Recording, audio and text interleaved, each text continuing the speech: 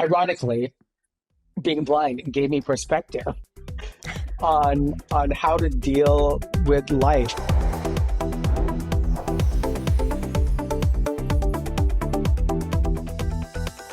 Hi, and welcome to Beyond the Glam. I'm your host, Rasha Goel.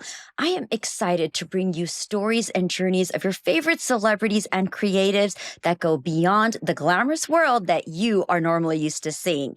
We'll dive into how working into an industry that so many are passionate about impacts who they truly are.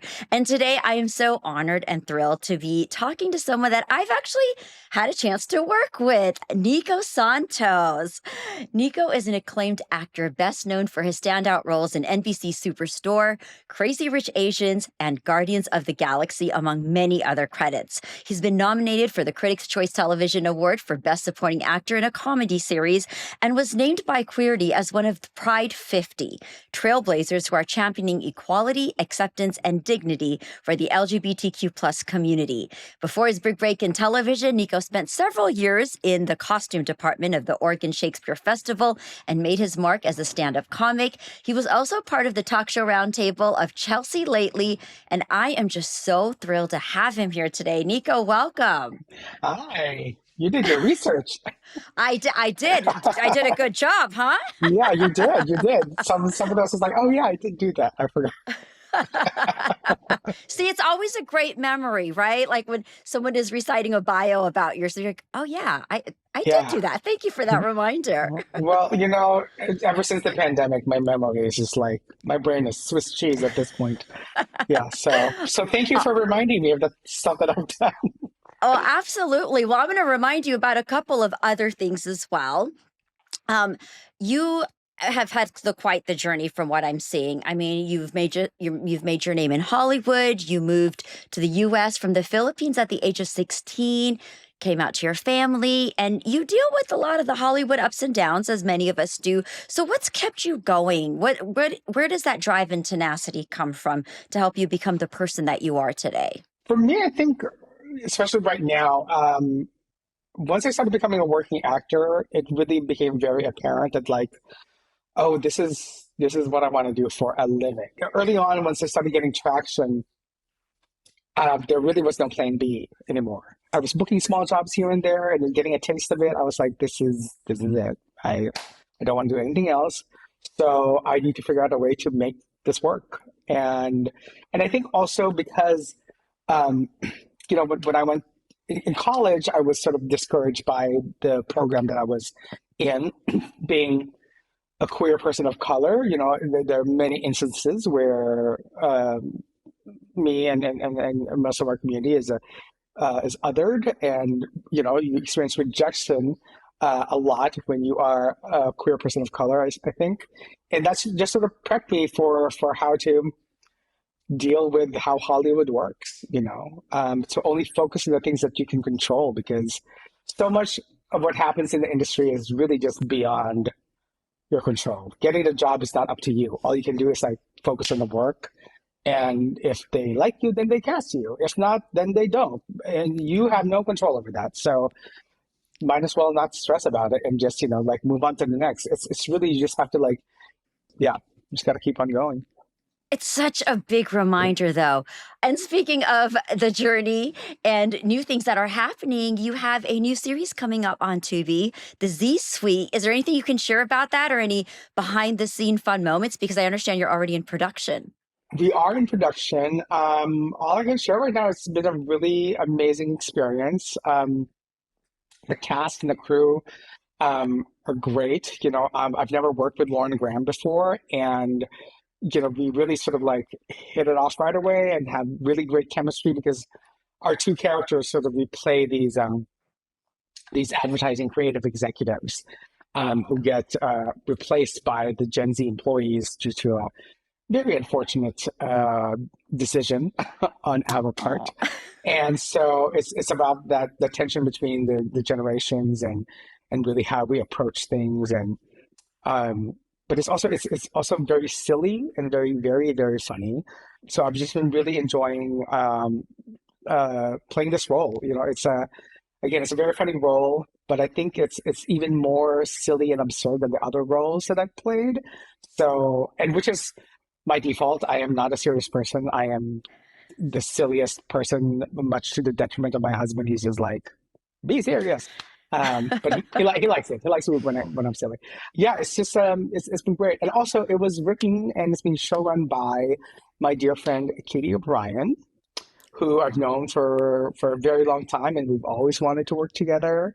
And yeah, and so now we're doing that, and it's like, man, if you have an opportunity to work with your friends, I just please take it. There's nothing more fun than like being on set or whatever job, but like you just have your really close friends with you. It's like the best. You're just like playing all day. It's so awesome.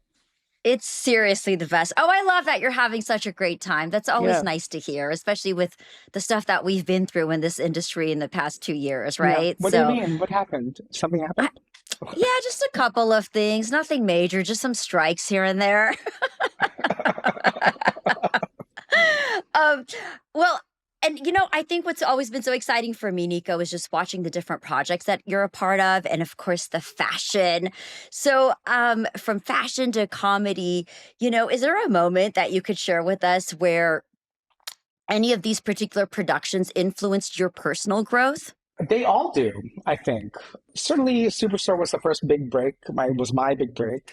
There was a learning curve a little bit because I was, like I was dealing with, and I still do to this day. I was dealing with like imposter syndrome, and I was sort of like unsure, like I really sort of like these voices in my head was like, well, you're not really an actor, you're a stand-up, and now you're doing this acting job. So it took me a while to sort of settle in and just sort of like um, to really have fun with it and just sort of like forget about what other people say and you got this job for a reason and just enjoy the experience because this is it's very hard to be working at this level. It doesn't happen to everybody. So while I'm very grateful for the opportunity, it really took me a while to just sort of like settle in. So I Superstore was such an education in a way that like my background's in stand up, not really in improv. But I was working with such incredible improvisers. I mean, Mark McKinney is a comedy legend. Lauren Ash, Colton Dunn are both incredible supervisors, improvisers. They're Both. incredible supervisors and improvisers. And so I learned at the job, which really is for me, is how I like to learn is on the job. I was never good in a classroom setting, like that's why college didn't really work out for me because I was just like this thing. I just wasn't meshing well with the program, and but I learned my skills on the job, whether it was doing wardrobe for the Oregon Shakespeare Festival. I learned a lot of my skills there, doing acting and improvisation, Superstore. When I got the role of Oliver for Crazy Rich Asians, I was like, well, I need a, I'm going to have to speak with a dialect, so I studied under a dialect coach, make sure that that was right. So um, yeah, it was all these sort of like learning experiences along the way, and I'm still learning every day from the people I work with. I think that's the great part about being an artist and working with a lot of different people is that you could really sort of scan how what people do in their jobs and why they're good at their jobs and be like, oh, I'll take that, I'll take this. Or you'd be like, I'm not gonna do that, I'm not gonna do that, you know. And I'm Yeah. not coming back. I find it so interesting that you mentioned the imposter syndrome. And before I get into that, I have to make a quick comment and say that's where I met Nico. I actually had the opportunity to work twice for two different seasons, and my scenes were with you. And Yes. so I'm just super excited. Like that show was so special for me as well. And I have to say that you were just so kind to me. You were one Oh, of the nicest people on that side. I mean, everybody was great, but I, you particularly were just so kind. The imposter syndrome, because I feel especially, and I don't know if this has to do because of the industry or partly because we come from minority families, immigrant mhm. families. Do you feel that you've worked past that because that was your lesson there at NBC Superstore, or do you feel that that's something that is constantly work in progress? It's a constant work in progress. Yeah. Certainly, it's a lot better now. And therapy and medication helps.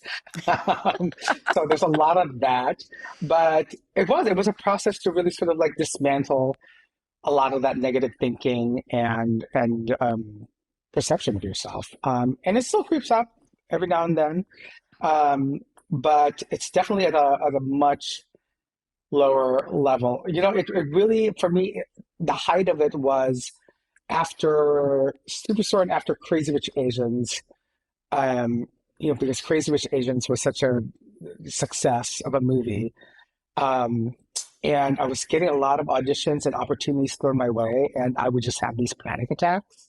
I was just like, I'm not, like, I don't understand why I'm being asked to audition for this. Like, like, whatever, I'm not talented enough. Or, like, they certainly are just like throwing me in the mix because of like, maybe it's just because they saw me in this movie, but, Wow. I'm not really right for this. I would make up whatever excuse in my head why I should not be the person that they hired. I think also with being Filipino, there's this thing in Filipino culture um, uh, where arrogance and being cocky is really like is a bad trait to have, and Mm. and there was always something in the back of my head to be like, don't think you're hot shit because you know because you're not, So every time I sort of like would feel sort of like my confidence and ego rising a little bit, there was always that voice in my head be like, you know, no, you're not. Um, and so I had to sort of like really pick apart those voices and learn how to be confident in myself without that arrogance, without that hubris, I guess. And also, I mean, to your comment about like being kind to you on set, I mean, thank you. I really appreciate that.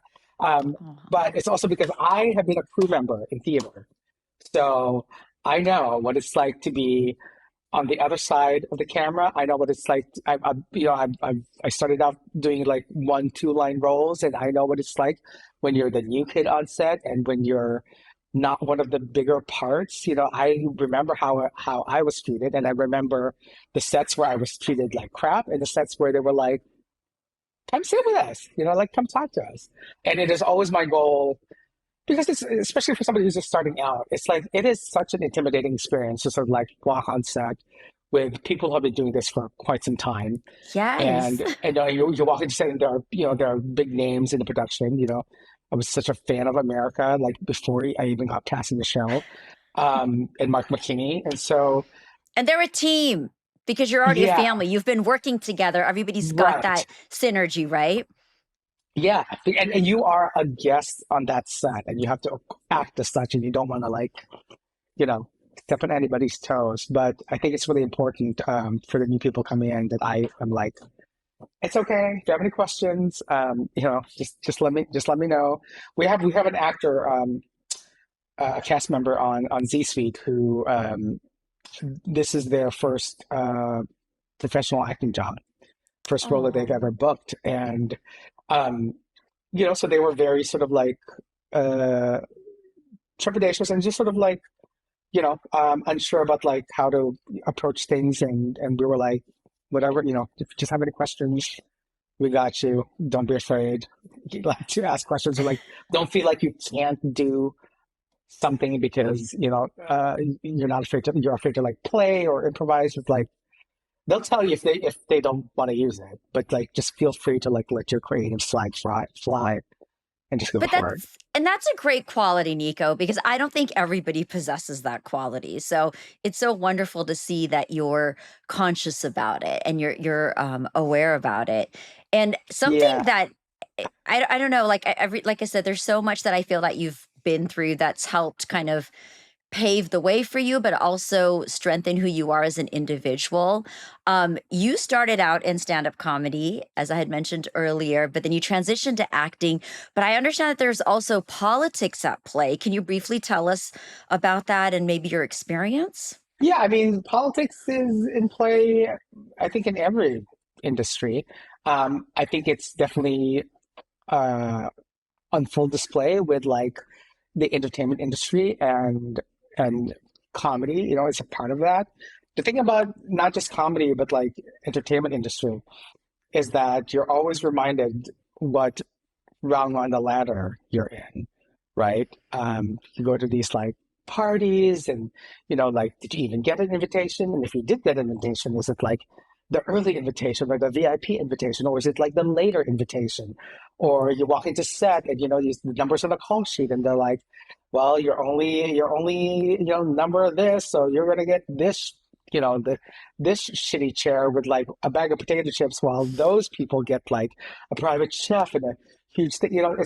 Everybody's sort of just reminding you where your place is. And so you just have to deal with that. And I think for me, it's just like being happy and just being grateful for the job, because it really is like, again, I've mentioned this many times. It's not easy being a working actor. To be able to just pay your bills being an artist is a huge accomplishment.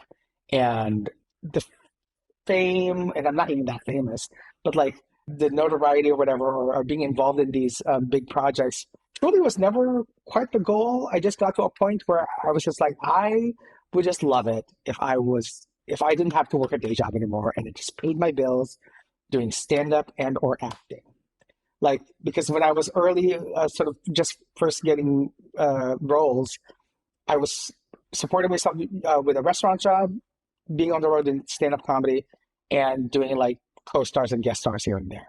And it was getting to a point where I could quit my restaurant job and just live off stand-up comedy and small roles. And I was like, if that is where I end up at forever in my life, and just can say proudly that I'm a working actor and I'm a working comedian, and that's how I pay my bills. And I don't clock into a nine to five because that's just not my style. And that I was really proud of that accomplishment already.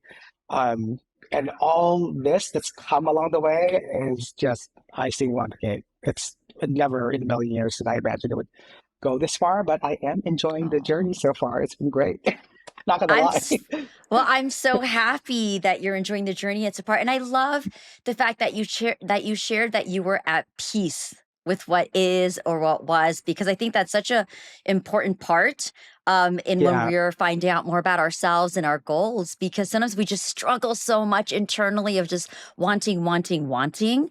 But I yeah, love how things have just unraveled for you. You were talking about the parties and the glamorous side. So, we both know, like, yes, there's the red carpets, there's the parties, there's all these fun events. But what people see is just what's on in front of them, right? What they see on the yeah. other side of the camera. They don't see what happens behind the scenes. So could you share, and I'm sure you must have had many or some, but is there a fun moment that stands out in your memory where we saw you all polished and perfect, but something crazy or just something unexpected had happened before you got in front of the cameras? Oh my God, there are so many. Well, I'm not sure if you're familiar, but I have a lot of vision problems. No. Yeah, so I lost my vision in my right eye about 6, 7 years ago.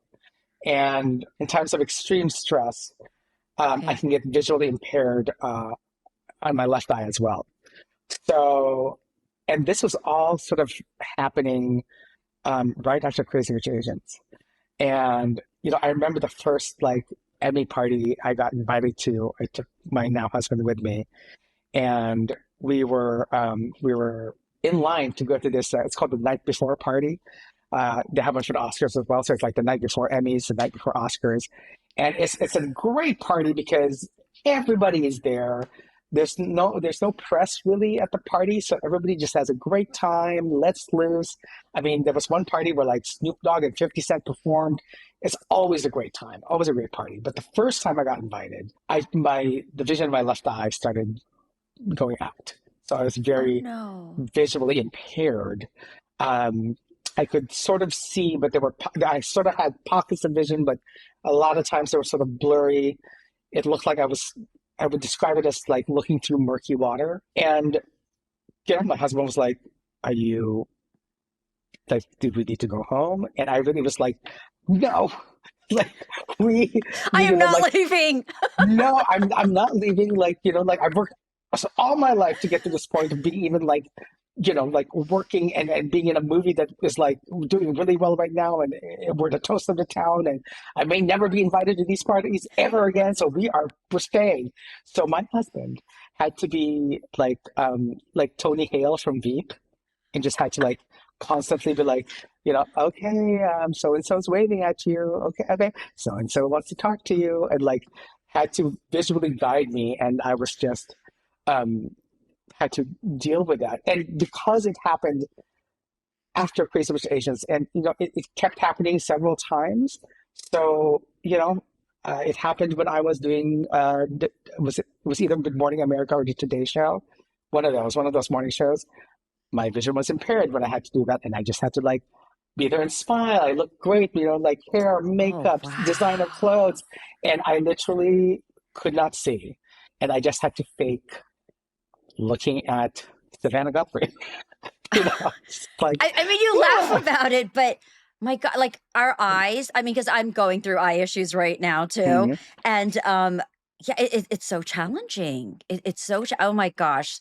I'm Yeah, sorry it's you very had to deal challenging. with that. Yeah, I've always believed and discovered, especially now in my older, wiser age. Wiser, Yes, more mature. yeah.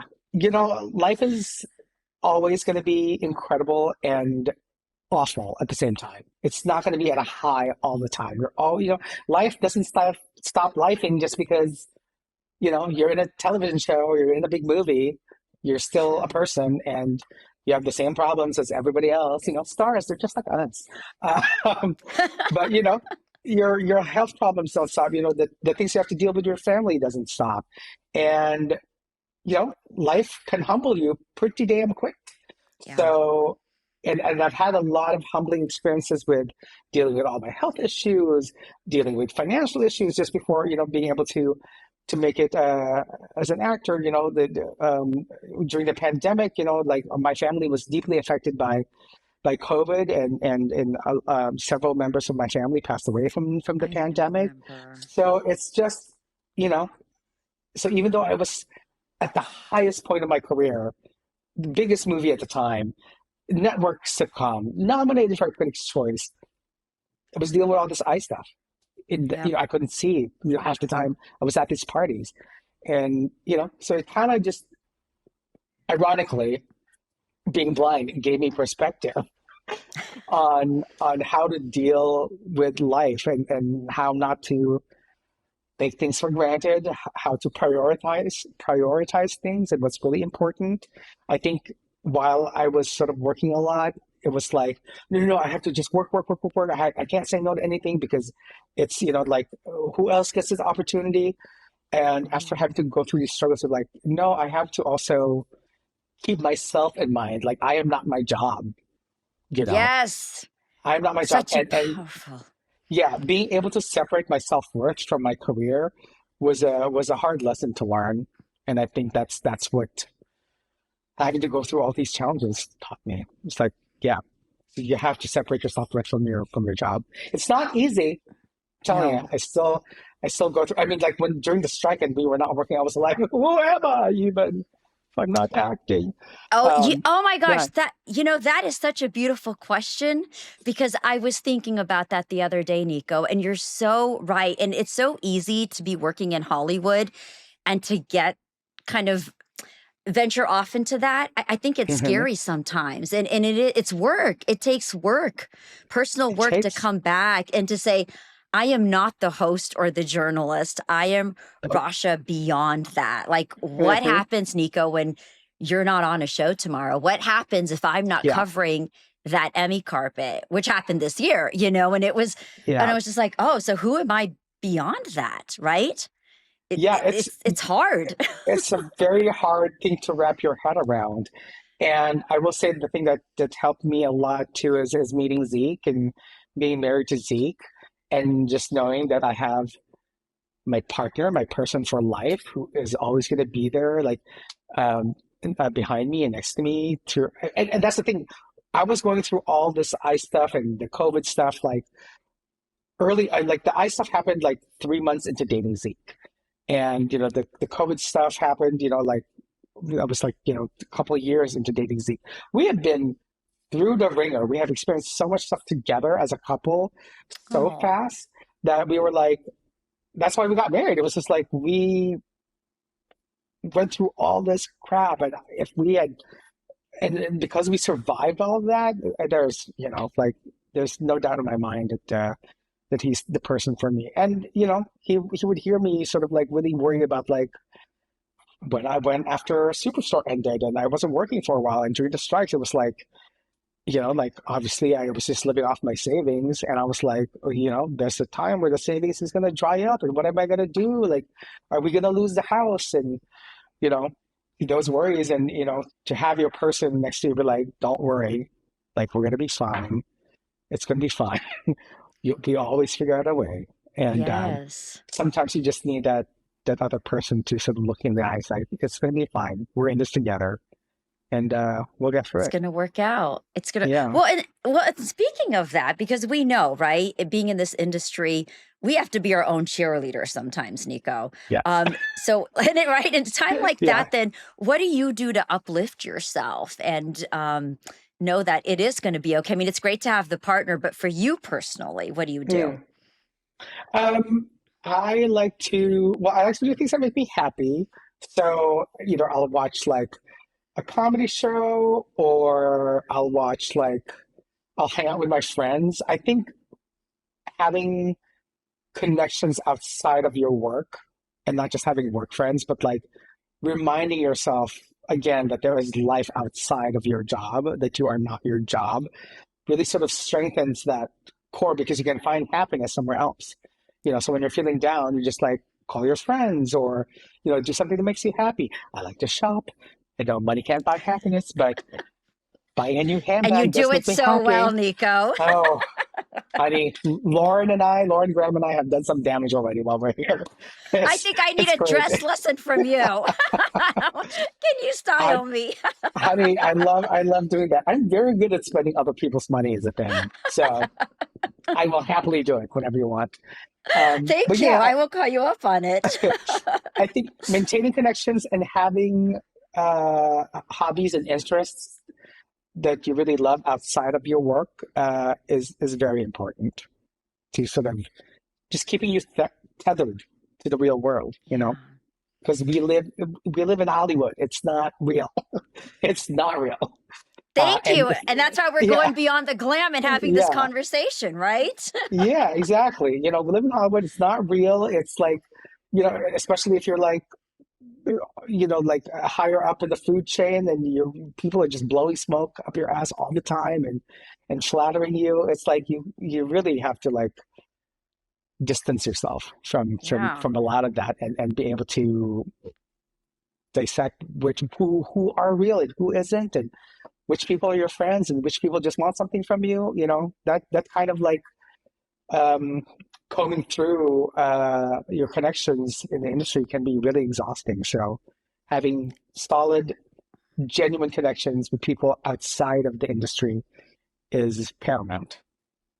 I love that. And it's a game. It's a game, like you said, deciphering, Oh, playing the game. But at the end of the day, we're all humans. I loved how you said that, yeah. actor or not actor.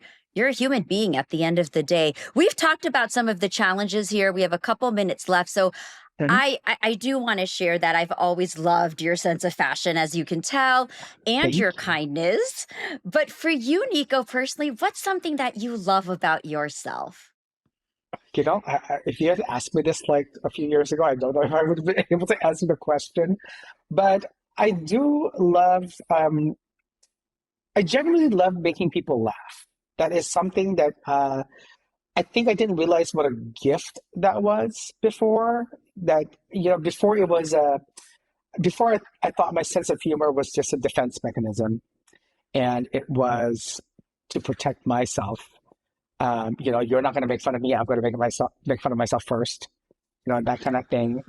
And then it sort of evolved into this thing where, like, after working on Superstore and the other projects I've done, that like it really does touch people in a way that I never thought of, in ways that I never thought of were possible. Like, not only are they laughing, but they're connecting with the character, and it means so much more to them than just it being funny. It touches something in them that's just beyond the humor.